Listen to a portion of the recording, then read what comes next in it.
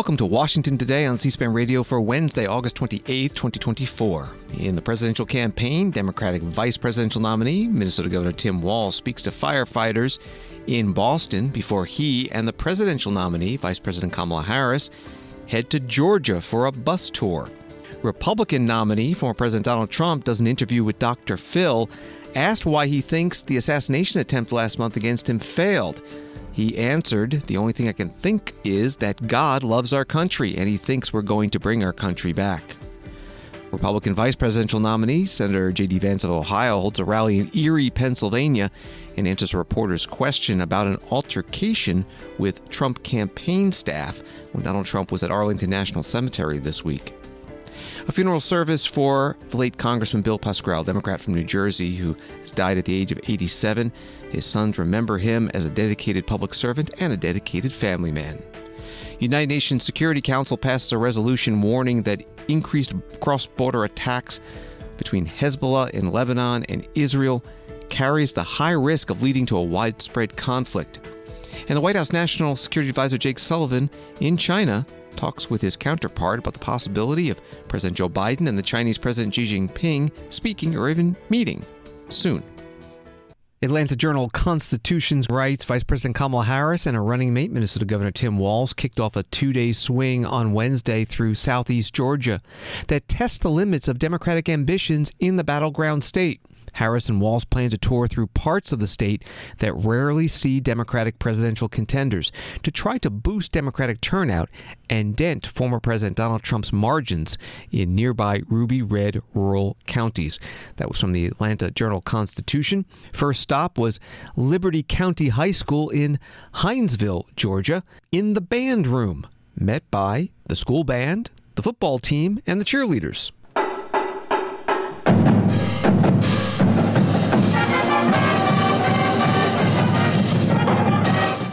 Vice President Harris spoke to the students. You know, I've been hearing about you incredible young leaders for quite some time, from the players to those who are bringing joy to everybody in the stands, to the music that you guys are creating. And so we wanted to come by just to let you know that our country is counting on you. All of you. You are leaders.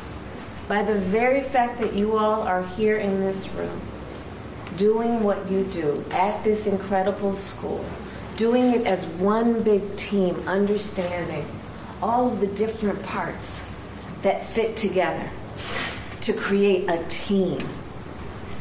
You are doing some of the best work any leader can do. And we're so proud of you, and we're counting on you. Your generation, all that you guys stand for, everything you have at stake, is what is going to propel our country into the next era of what we can do and what we can be. And I want to say to you that you must always lead as you have chosen to lead, understanding you don't have to ask anybody's permission to lead. And I think you all have figured that out. You've decided to be a leader. And in doing that, you are also role models, right? Welcome to the Role Model Club, right?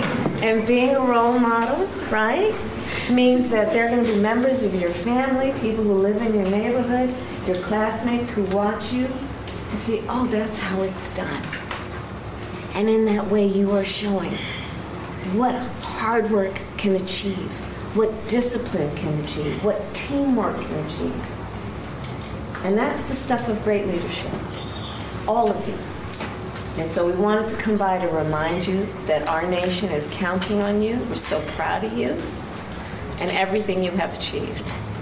And I will tell you, I was in band when I was your age. So I know a little bit about, Coach knows about the players, right? And all that you all are doing. It requires a whole lot of rehearsal, a whole lot of practice, long hours, right? Sometimes you hit the note, sometimes you don't, right? But all that practice makes for beautiful music. And that is a metaphor, that is symbolic for everything that you all will do in your lives, which is you're going to show what a winning team looks like.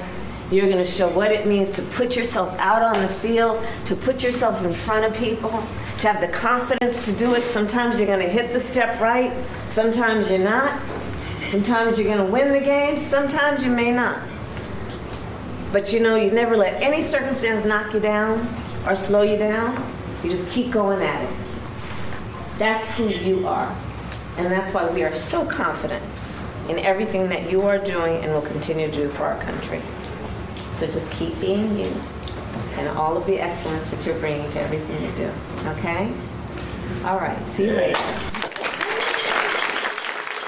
Vice President Kamala Harris, the Democratic presidential nominee at Liberty County High School, Hinesville, Georgia. Joining her was Governor Tim Walz of Minnesota, the Democratic vice presidential nominee. Start of a 2-day bus tour in Georgia. An AP article about it saying the party believes that in order to win the critical battleground state over Republican Donald Trump in November, they need more than Atlanta and the suburbs that delivered for Joe Biden in 2020 and must also make inroads, however small, in GOP strongholds. Governor Walz started his day in Boston. The Boston Globe reports that he returned there leaning on his union membership to appeal to attendees at a firefighters union conference as the Harris campaign's designated labor guy. He spoke to the International Association of Firefighters convention. This is the time of year that talk is cheap. But that's why Vice President Harris is proudly part of the most pro-labor administration in history, unafraid to walk picket lines with workers demanding better pay and conditions. And that's why she rescued pensions of more than 1 million of our union sisters and brothers, workers and retirees, and insisted that prevailing wage jobs spring from federal investments. Your construction brothers and sisters know that one. It's that same spirit that animated my fight for labor in Minnesota. As governor, I signed one of the biggest packages of pro-worker policies in history into law, making it easier for workers to form unions, strengthening worker protections, and banning captive audience meetings.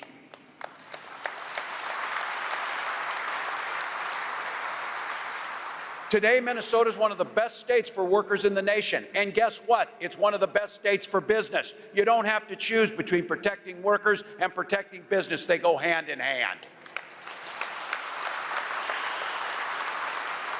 That's Vice President's and my vision for the entire country. Donald Trump and J.D. Vance, they have something a little different in mind. The only thing these guys know about working people is how to take advantage of them, how to not pay them. Every single chance they've gotten, they've waged a war on workers and the ability to collectively bargain. When it comes to so-called right-to-work laws that deprive unions of funds they need, Donald Trump has said he supports right to work 100%. Everybody in this room knows right to work means right to work for less, right to work more dangerously, right to work for no pensions. It doesn't mean the ability to collectively bargain to fight with the dignity that work brings to each and every one of us. Governor Tim Walz of Minnesota, the Democratic vice presidential nominee at the International Association of Firefighters convention in Boston. Again, from the Boston Globe article, the labor union, one of the largest in the country, representing nearly 350,000 people, was among the first to endorse President Biden's bid in 2020, seeming to back him even before he entered the crowded primary that year. This cycle, the organization has so far held off on extending similar support to the Democrats, despite Biden's headlining the group's legislative conference in March of 2023. Governor Walz also made reference in his speech today to the debate Tuesday, September 10th, between Kamala Harris, Democratic presidential nominee, and Donald Trump, Republican presidential nominee. Kamala Harris, she's ready to hold him accountable on the debate stage. Tell me you're not looking forward to that. Look, I know you're busy. You're going to be watching Monday Night Football or something, but it's going to be good.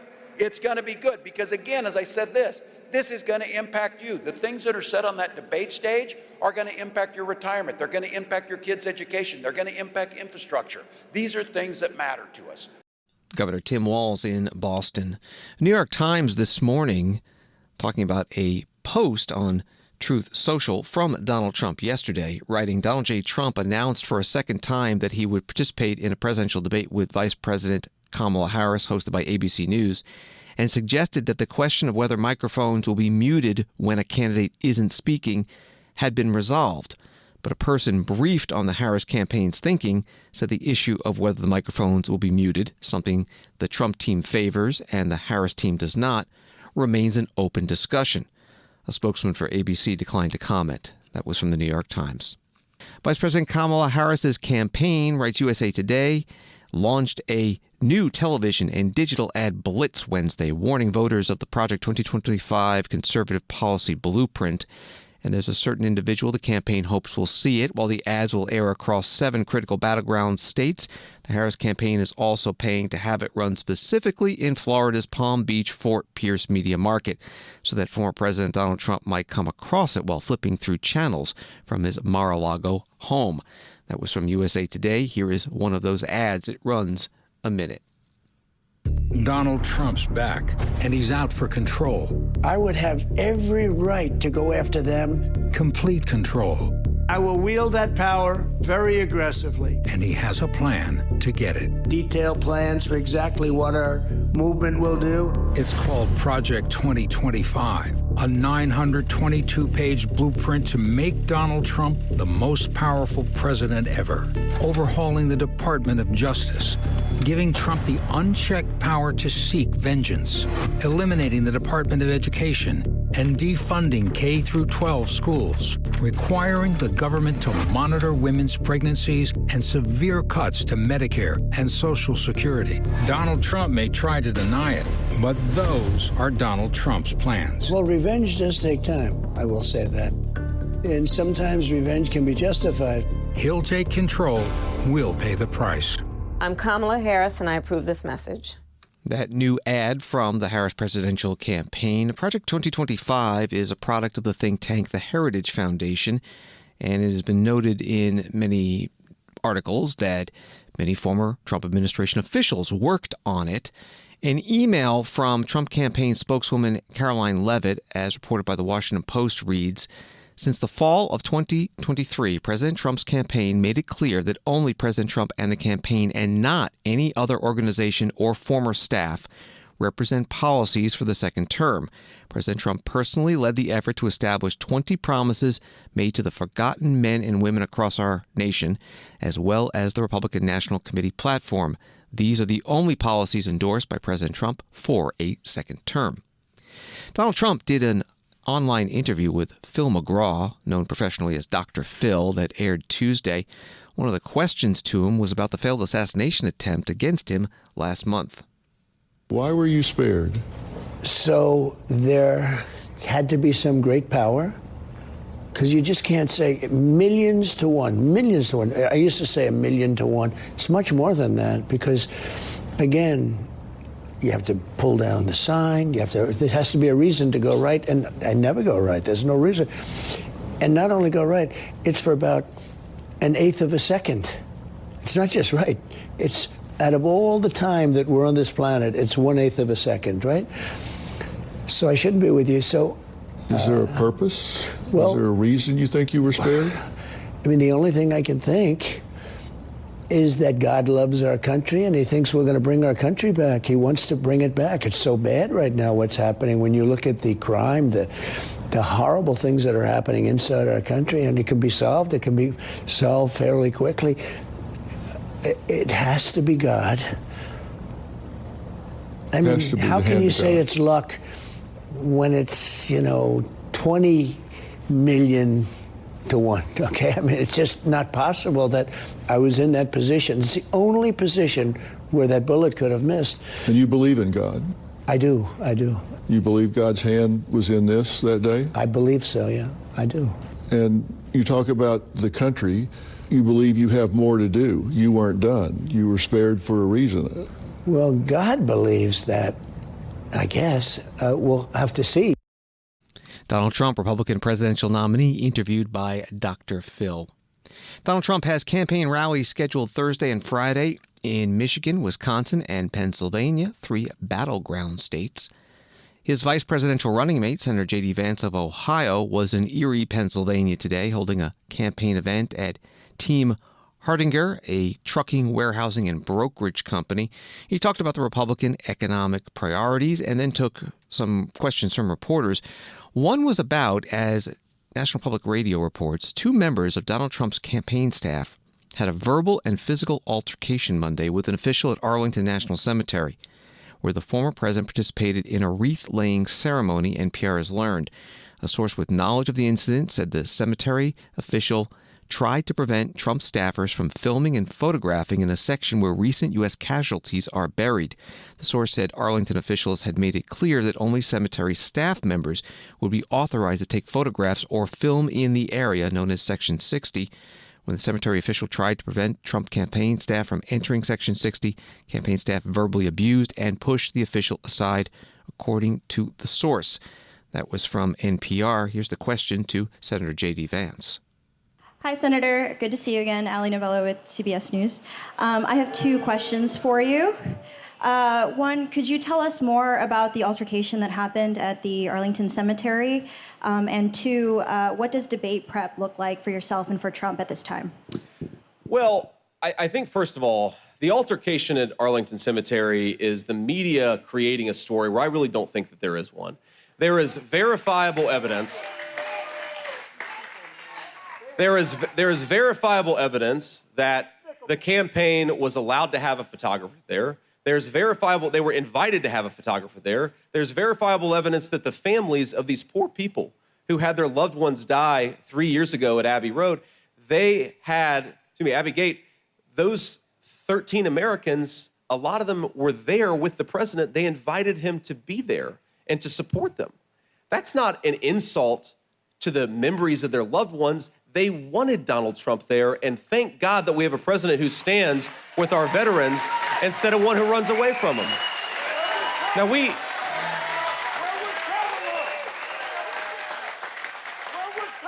Now it is amazing to me that you have apparently somebody at Arlington Cemetery, some staff member, had a little disagreement with somebody, and the media has turned this into a national news story. You know what I think our veterans care a lot more about?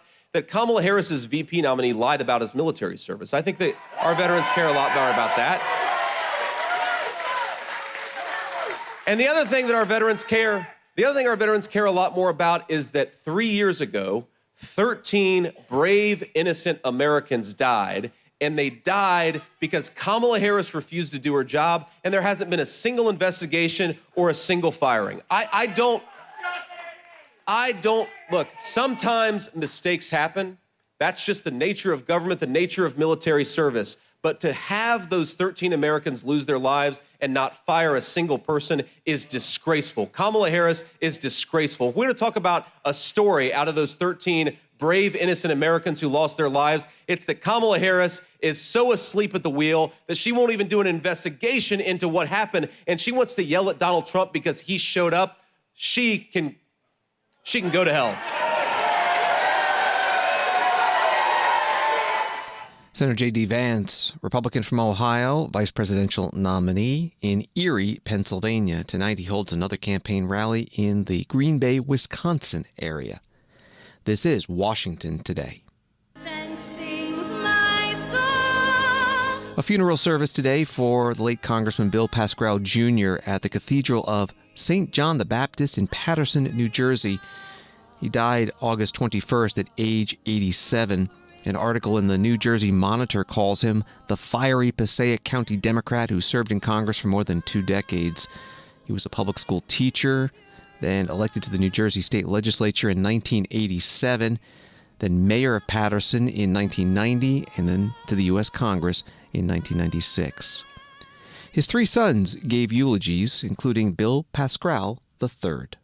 People often expect a person with a profile as high as his to migrate to somewhere else. Bill Pascrell lived in Paterson, his beloved Paterson, his entire life with his family, close to his friends. The people's trust and confidence are what my father valued most. He understood the awesome responsibility of preserving the honor and dignity of the offices he held. He was motivated by the words of the prophet Isaiah when the Lord asked, "Whom shall I send to go among the people and do my work?" Isaiah responded, "Here I am, send me." As we mourn the loss and celebrate the life of Bill Pascrell Jr., Let us not forget the lessons that he taught us all. He was good at helping others first. He saw the good in every human being, whether it was in Paramus High School as a teacher, in the U.S. Army and the Army National Reserves, a Paterson neighborhood, or in the United States of America. He sought to build bridges among people, whether it was across the street or across the aisle. He did everything he could, as soon as he could, to help anyone who needed him. Now it is up to us to carry in his footsteps. Let us have the courage to follow his example, see the good of one another, build bridges, and understand among us, and do everything we can to help one another. By doing this, we will truly honor and continue my father's great legacy. Peace be with all of you. It's not a saying, it's heartfelt. And Dad, to you, I'm just gonna say goodbye for now. I love you. I'll talk to you in the morning. Thank you.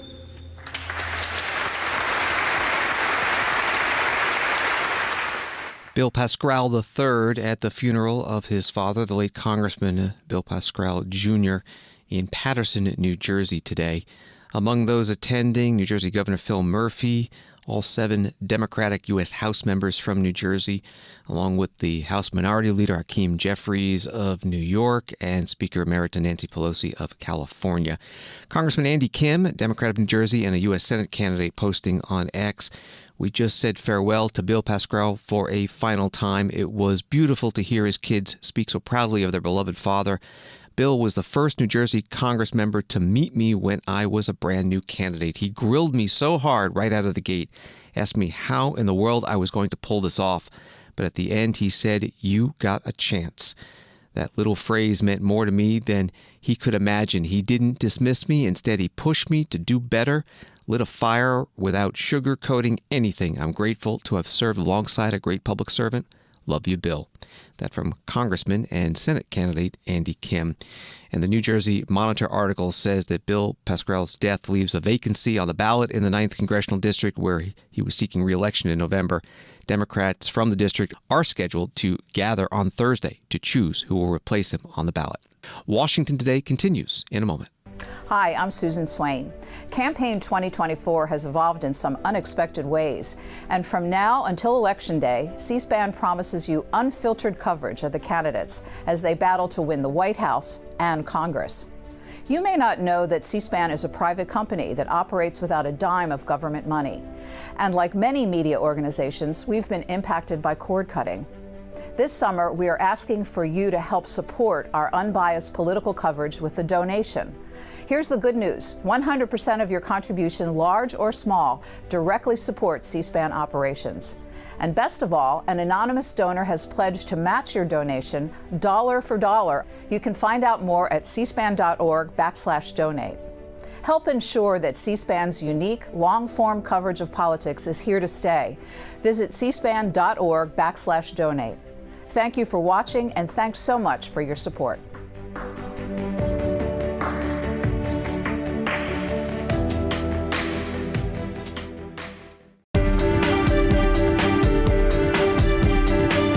Welcome back to Washington Today, available as a podcast on the free C-SPAN Now mobile app and wherever you find your podcasts.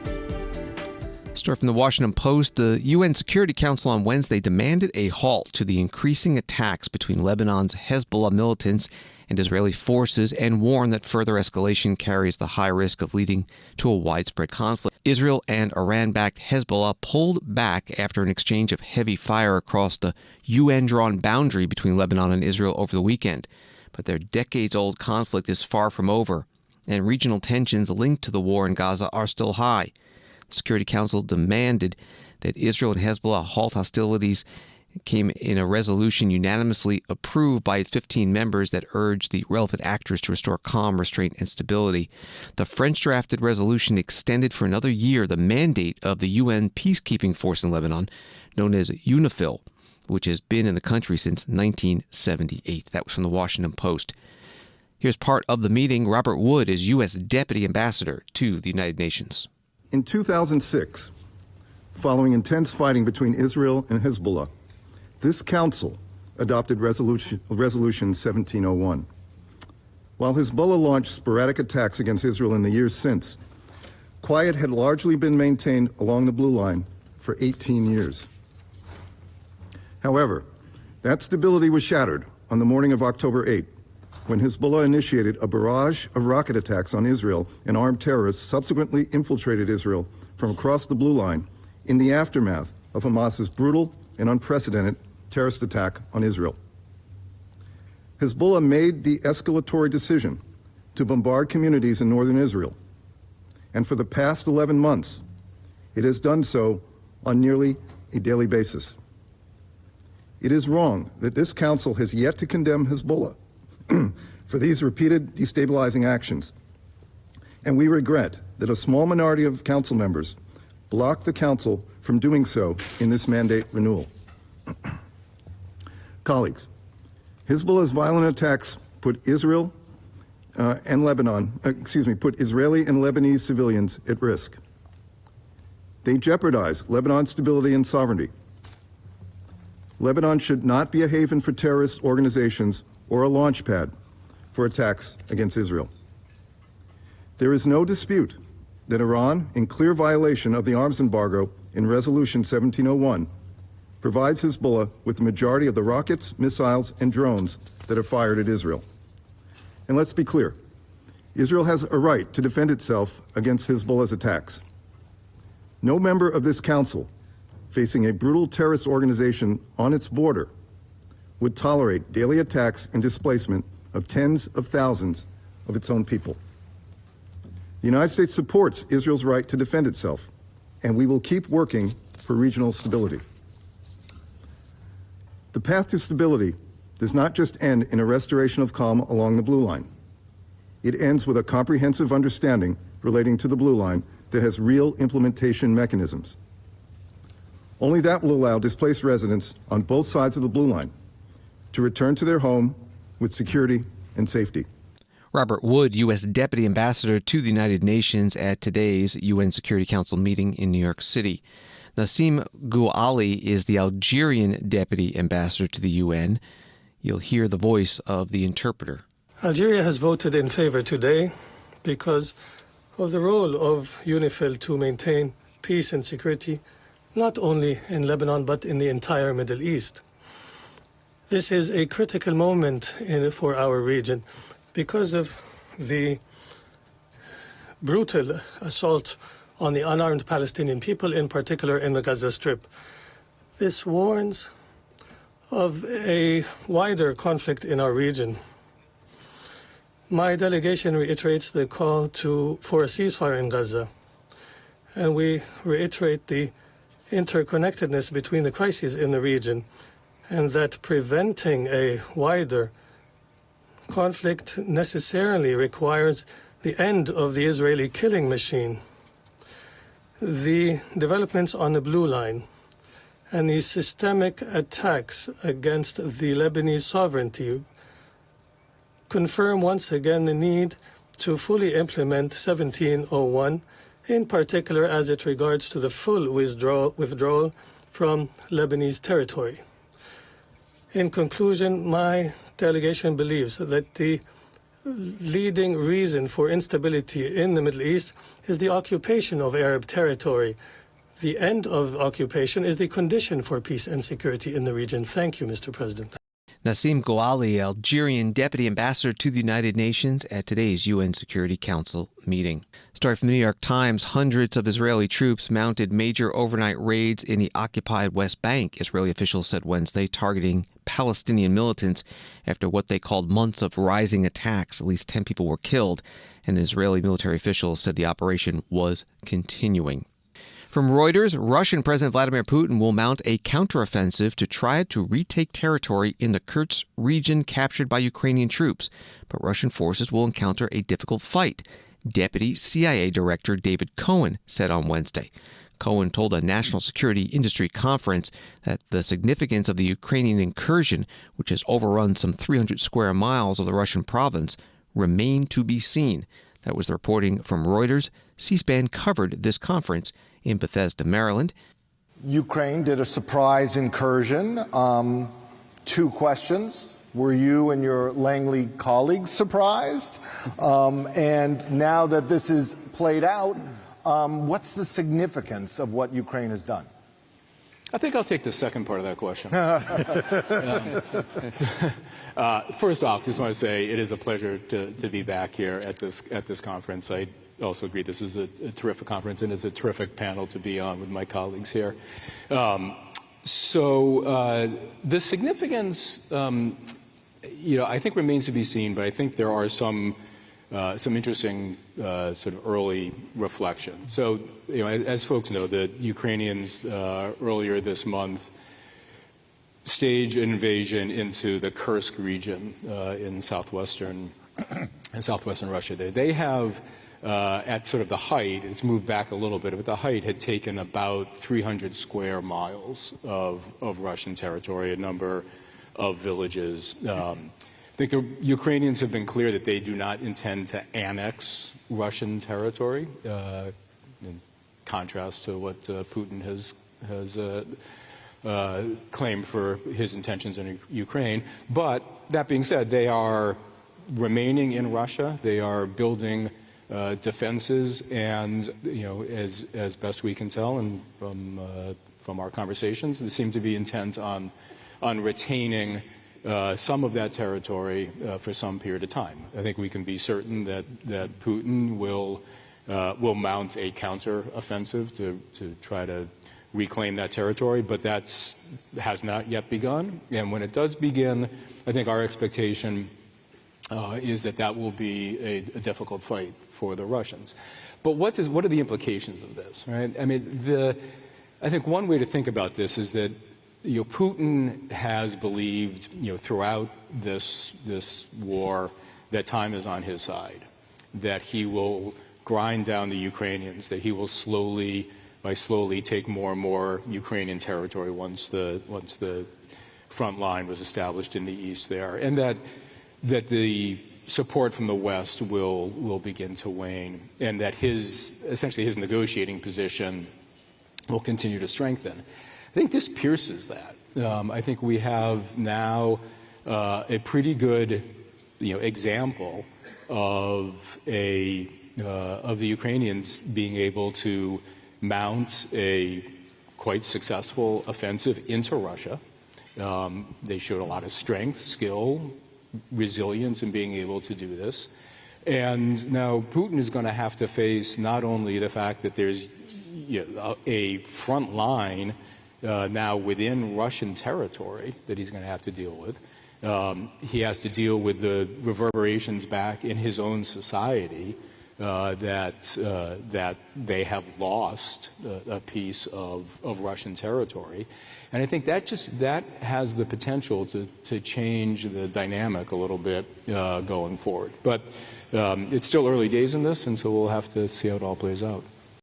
Deputy CIA Director David Cohen at a conference hosted by the Intelligence and National Security Alliance and the Armed Forces Communication and Electronics Association International. It was held in Bethesda, Maryland.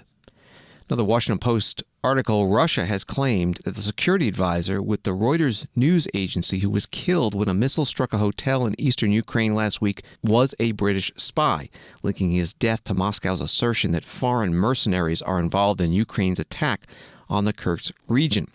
Announcing at a press briefing Wednesday that security advisor Ryan Evans, 38, was killed in a strike Saturday on the Sapphire Hotel in the city of Kramatorsk. Foreign Ministry spokesperson Maria Zakharova claimed that he was registered as a former employee of MI6, an arm of the British Secret Services.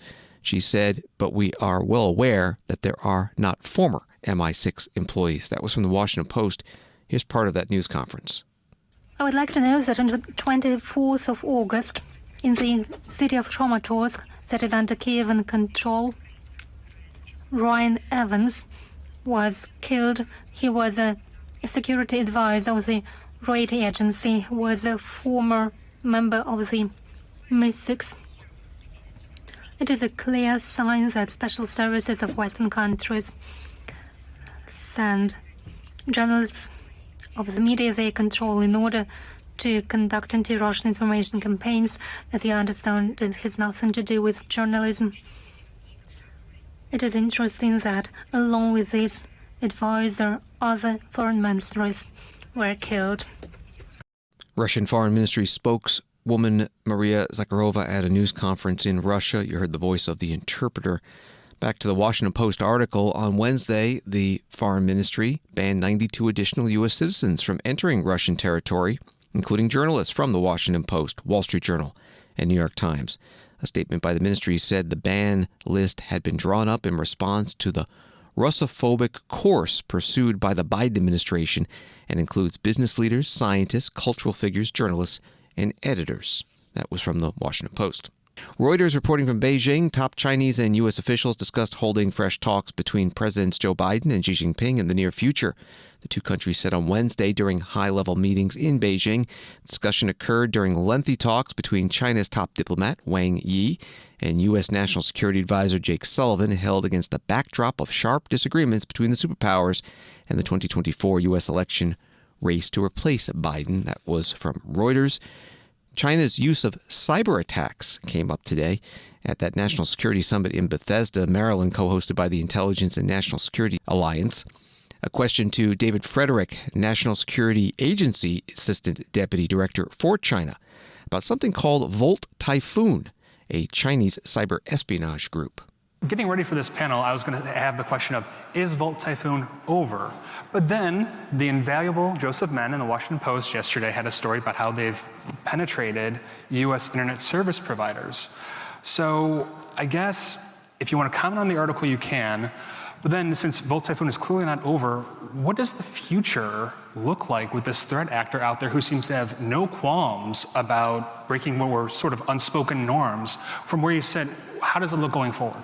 Well, I'll start off. And so, would offer that it certainly isn't over. And I think looking at kind of strategic context on why China is conducting these operations is really important. So, Xi Jinping really sees the U.S. as a block to his goals for national rejuvenation and growth of kind of the PRC's power overall over the next couple of decades.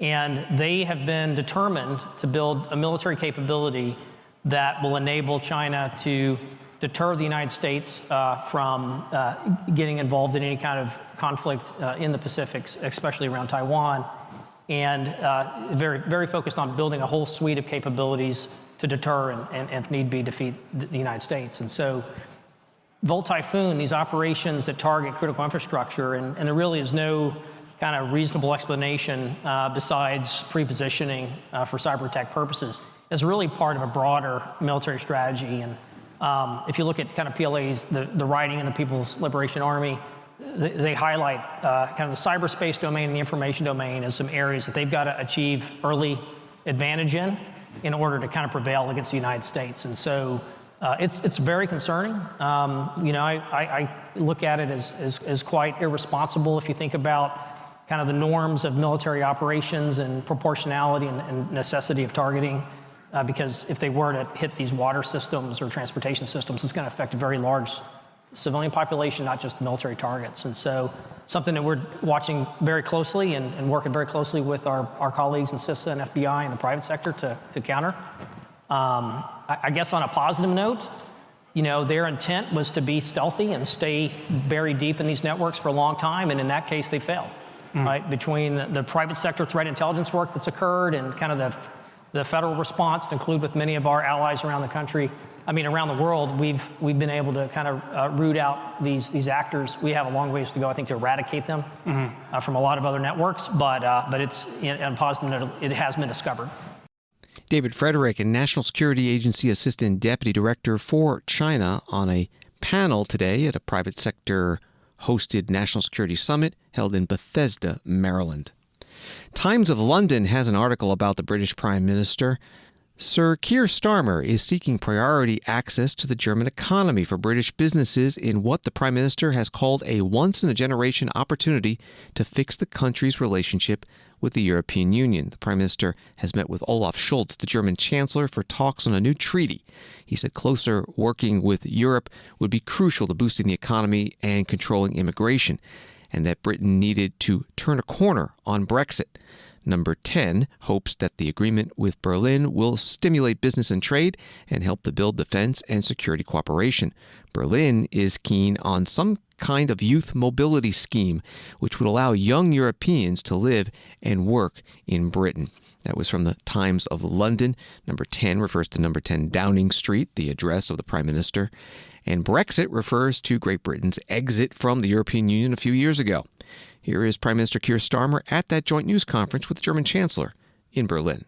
Olaf, on every occasion that we've met, we've talked about our ambitions for the future, our values of security, prosperity and respect, and our shared determination to harness the power of government for the service of working people. And that is what we are doing today. A new UK-Germany treaty, a once-in-a-generation chance to deliver for working people in Britain and in Germany. A new agreement, a testament to the depth and potential of our relationship, with deeper links on science, technology, development, people, business, culture, a boost to our trading relations.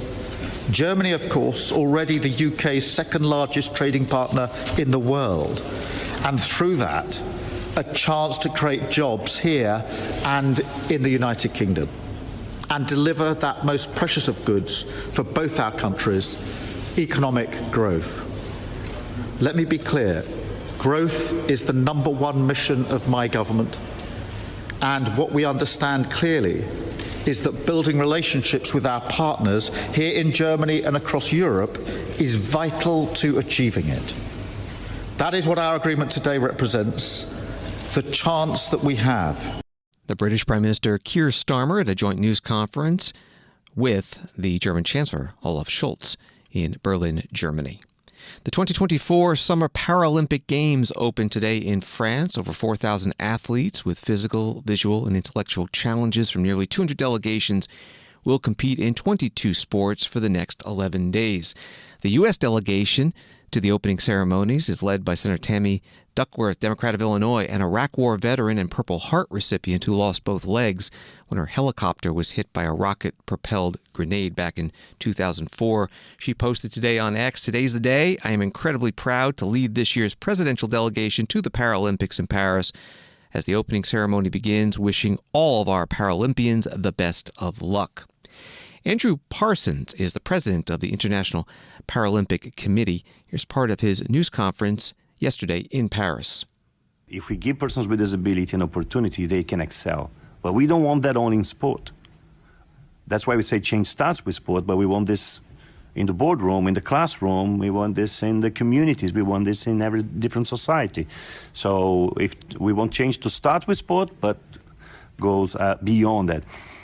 That being said, we want them to focus on that, focus on their performances, focus on in their responsibility as persons with disability who are in the most important platform on the planet for persons with disability to advance the agenda, the human rights agenda of persons with disability, and despite what is going on in different parts of the world, to focus on that.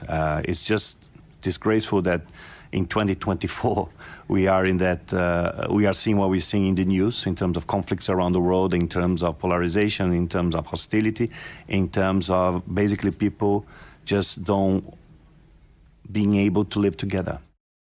Andrew Parsons, the president of the International Olympic Committee, a news conference yesterday in Paris as the opening ceremonies happened today.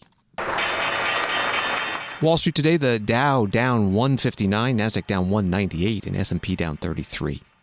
Thanks for listening to Washington Today. Subscribe to C-SPAN's free evening newsletter word for word and get the stories making headlines in Washington sent to your inbox every day. Sign up at cspan.org/connect. Have a good night.